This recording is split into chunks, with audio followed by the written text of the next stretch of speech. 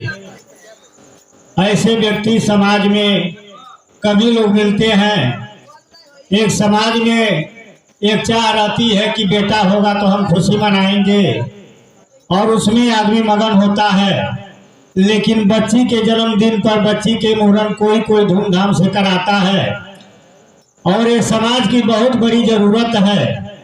आज अपना समाज का जो ये मन में बन चुका है कि बच्चियों के प्रति एक द्वेष होता है और बच्चे लोग चाहते हैं, कितने घरों में बेटे के इंतजार में 5-5 बेटियां हो जाती है, 4-4 बेटियां हो जाती है। बच्चे दो ही अच्छे होते हैं, लेकिन ये अंतर नहीं होना चाहिए कि बच्ची है कि बच्चा है। अगर अच्छा संस्कार, अच्छा शिक्षा मिलेगा तो जो काम बच्ची कर देती है वो बच्चा नहीं कर पाता है। आज हम लोग के समाज में देखा भी जाता है कि सरकार भी पूरा सहयोग करता है।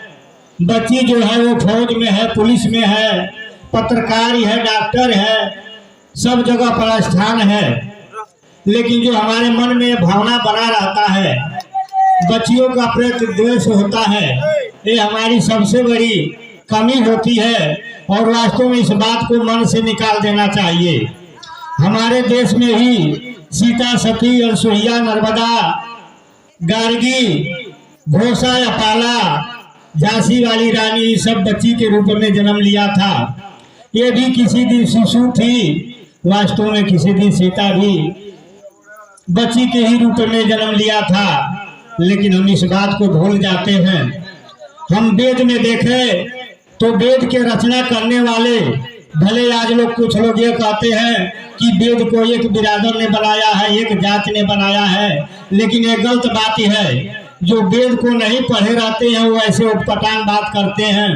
वेद को बनाने में ब्राह्मण, क्षत्रिय, शूद्र, वैश्य, नर, नारी सभी लोग बनाया है। उनमें 296 ऋषि है जो वेद के रचना किए हैं, 80 देवता है। तो वास्तव में वेद की रचना गार्गी और अपाला भी ने किया है, घोषा और अपाला ने किया है। और उपनिषद में आता है गार्गी का, जब योग बलि के अपने विद्वता के घमंड में चूर थे, वो हर जगह बाजी मारते थे, बड़े बड़े सभा में इनाम पाते थे, उनके सामने कोई बोलने वाला नहीं था, हर व्यक्ति उनसे कांपता था क्योंकि वो इतने बड़े विद्वान थे योग बलि। लेकिन उसी जनक राजा के दरबार में गार्गी ने उनको लोहे का चाना चबवा दिया। अंत में क्रोध में आकर योग बलि ने कहा कि हे गार्गी, अगर चुप नहीं हो जाओगी, तुम इतना प्रश्न पूछ रही हो, तुम्हारा सर फट जाएगा। कहने का मतलब हुआ कि अपने दबाव से चुप कराए। वास्तव में गार्गी जो नाम किया, जो काम किया, जो जानते वो समझते हैं कि औरत के रूप में वो कितना बड़ी विद्वान थी। एक कवि ने लिखा कि पति के खातिर सीता वन में विपत मोल लिया, और पति के खातिर सावित्री विधि विधान को तोड़ दिया। सीता जी को वनवास नहीं हुआ था, फिर भी वो राम के साथ वन में गई और घोर दुख को सहा।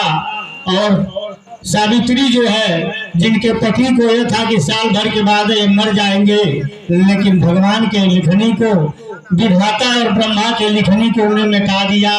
तो वास्तव में कहा गया कि पति के खातिर सीता वन में विपत मोल लिया, और पति के खातिर सावित्री वन में विपत, पति के खातिर सावित्री विधि विधान को तोड़ दिया। पद्मिनी नारियों का जौहर न भूला जाएगा, आचार्य और सूरज इनके कीर्तियों को गाएगा। वास्तव में पद्मिनी नारियों की कहानी आप लोग सुने ही होंगे, जो जब मुगलों ने चढ़ा और आबरू लूटना चाहे तो वास्तव में वो पद्मिनियों ने आग में कूदकर अपनी जान गंवा दी, लेकिन अपने आबरू को बचा कर रखा। तो वास्तव में जितना देश के लिए पुरुषों ने काम किया, उतना देश के लिए औरतों ने काम किया। लेकिन ये भी सच है कि अगर पुरुष के कामयाबी में पत्नी का हाथ होता है तो ये जब समझ लीजिए कि अगर पत्नी क्रोध में आ जाती है, रुद्र रूप ढोल लेती है, तो बड़े बड़े पुरुषों का संहार भी कर देती है। इस बात को समझ लेना चाहिए। जैसे सीता, सावित्री, अनसुईया, नर्मदा, इन्होंने अपना इतिहास बनाया झांसी वाली रानी ने मुंगरों का छक्का छुड़ा दिया। लड़ने में उसने नाम किया, खूब लड़ी मर्दानी, ये तो झांसी वाली रानी थी। गुम बोलो हर बोलो के मुँह से हमने सुनी कहानी थी, खूब लड़ी मर्दानी, ये तो झांसी वाली रानी थी। वास्तव में अगर जिस घर में, किसी विद्वान ने कहा कि जिस घर में बड़े माता पिता का आदर नहीं होता है, जिस घर में पशुओं का भोजन चारा नहीं मिलता है, जिस घर में औरतों का सम्मान नहीं होता है, उस घर का विनाश रखा रखाया है। अकेले सीता ने अशोक वाटिका में रोई और पूरा लंका को नाश कर दिया। द्रौपदी ने हस्तिनापुर के सभा में विलाप किया और पूरा उस सभा का विनाश हो गया। कौरवों की भरी सेना, बड़े बड़े योद्धा, बड़े बड़े महारथी, जिनका नाम लेने में गर्व होता है कि धन्य है उस समय का वो योद्धा और धन्य थे हस्तिनापुर। जब भगवान कृष्ण पहुंचे शांति दूत बनकर, तो भगवान कृष्ण ने धृतराज से कहा कि हे महाराज धृतराज, आज जो आपकी सभा में ये महारथों का, यही योद्धाओं का जो जमघट लगा है, ऐसे किसी पूरे भारतवर्ष में किसी दरबार में नहीं है। लेकिन अगर युद्ध हुआ तो इन सभी का संहार होगा। जहाँ यशोवस्थामा, द्रोणाचार्य, कृपाचार्य, कर्ण, दुर्योधन, दुशासन बड़े बड़े महारथी है, लेकिन युद्ध हुआ तो सबका संहार होगा। अब सोचिए उस कौरव का पूरा मट्टी में मिल गया, क्योंकि द्रौपदी उसी सभा में रोई थी। इसलिए इस बात को हमें ध्यान में रखना चाहिए। अगर हमारे घर में बेटी है, बहन है, औरत है या कोई भी है नारी जात में, अगर उसका हम दुर्व्यवहार करेंगे, अपमान करेंगे, मजाक करेंगे, अवहेलना करेंगे, तो उस बर्बादी को कोई रोक नहीं सकता है। ये हमारे सामने इतिहास पड़ा है। इसलिए इस बात को हमें ध्यान रखना चाहिए। नारियों को ये सही है कि समाज में कुछ लोग अनादर किए हैं, कुछ लोगों ने सम्मान नहीं किया, कुछ लोगों ने उनके साथ खेला, लेकिन ये भी हकीकत है कि बहुत लोगों ने नारियों का सम्मान किया। नारी ने देश में बहुत बड़ा काम किया और इस बात को अपने ध्यान में रखना चाहिए कि हमें किसी तरह से नारी का अपमान न हो। गोस्वामी जी रामचरितमानस में पति धर्म पर लिखते हैं, कहते हैं कि धीरज धर्म मित्र और नारी, आफत काल परिखै चारी, वृद्ध रोग बस जड़ धनहीना, अंध बधिर क्रोधियत दीना। आगे कहते हैं पति प्रतिकूल जन्म जह जाई, विधवा हो पावे तरुराई, एक धर्म भरत एक नियमा, काय बचन पति पद प्रेमा। गोस्वामी जी कितनी शिक्षा औरतों को देते हैं, लेकिन ये बात हमें भूलना नहीं चाहिए कि अगर विपद काल में औरतों का परीक्षा होता है तो विपद काल में पुरुषों का भी परीक्षा होता है। अगर औरत बीमार है और उस पर पति उस पर ध्यान न दे तो उनका भी परीक्षा होता है। कहते हैं कि वृद्ध रोग बस जड़ धनहीना, अंध बधिर क्रोधियत दीना। ऐसे पति को की अपमाना, आज जमपुर जाए पावे दुख नाना। विचार करने की बात यह गोस्वामी जी कहते हैं कि पत्नी का पति अगर आंधर है, बहिर है, जड़ है, धन का हीन है, बधिर है, रोग बस है, वृद्धा है, वृद्ध है, लेकिन ऐसे पति को औरत अगर भूल से अपमान करती है, मजाक उड़ाती है कि हमारा पति तो बहिर है, अंधा है, तो जहाँ भी जाएगी तो जन्म ऐसे पति को की अपमाना, जमपुर जाए पावे दुख नाना, वो जाकर दुख भोगेगी। तो इस बात को भी ध्यान रखना चाहिए। अगर पत्नी भी वृद्ध है, वो भी काली है, वो भी लंगड़ी है, वो भी आनर है, वो भी बहिर है, अब मर्द अपने पर अहंकार करता है, दुर्व्यवहार करता है, तो जो सजा उसके लिए वो सजा पति के लिए भी है। पति भी मानव जीवन पाकर और वो भी उसके आंखों के सामने उसकी औरत चल बसेगी, वो भी विधवा बनकर घूमेगा और वास्तव में उसे भी दुख होगा। ये बात दोनों तरफ लागू होती है। लेकिन समाज में कुछ लोग जो नारियों का अपमान किया, अत्याचार किया, उनके विषय में मैं गहरा विचार करते हुए एक छंद लिखा जो हकीकत बात है और इस बात पर आप सबको विचार करना चाहिए। एक कविता है कि नारी महत्व न जाने कोई, नारी महत्व न जाने कोई, बस बातें के बात बतियावल गई, और नारी के गति वह जग में जैसे पुगरा से धार लतियावल गई। कुछ समाज में ऐसे थे जो नारियों को खिलवाड़ समझे और वास्तव में उनका बहुत ही दुर्गति हुआ।